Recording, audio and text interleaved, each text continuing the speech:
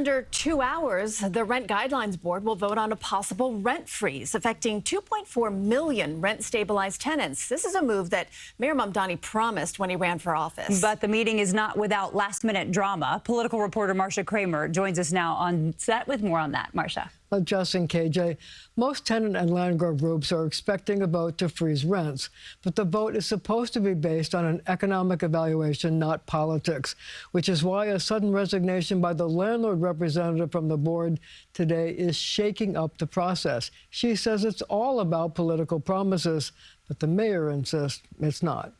It's an independent board, and we trust them to make the decision that they come to. Mayor Mamdani insisting that whatever decision the Rent Guidelines Board makes will be fair and impartial and based on the merits. This Rent Guidelines Board is an independent board that has been conducting a process over the last many months that includes both fact-finding as well as testimonies. But Christina Smith, who represents landlords on the Rent Guidelines Board, begs to disagree.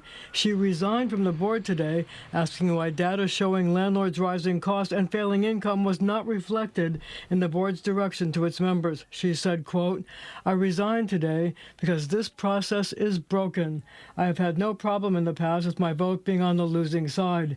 It has already happened during my 5-year tenure. I cannot in good conscience validate a process I believe is completely unjust. Owners and tenants deserve better."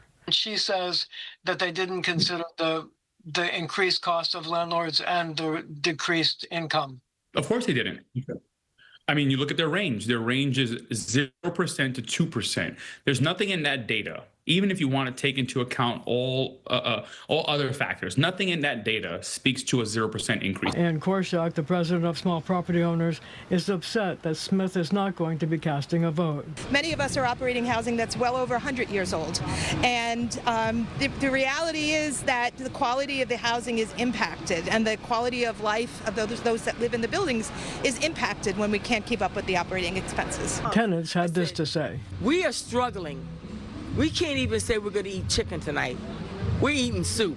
So when you go home and you're eating a meal, know that there are working families living 3 generations that can't do that.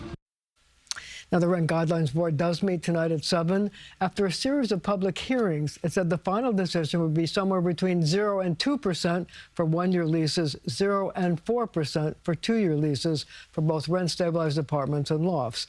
Now, the vote affects leases starting between October 1st, 2026 and September 30th, 2027. Smith made some very serious allegations there, Marcia. What is the legal recourse, if any, that can be taken? Well, I asked some of the landlord groups, and they said that they are considering the possibility of suing, saying that it wasn't based on just economics. All right, we'll see what becomes of tonight's meeting. Marcia, thank you.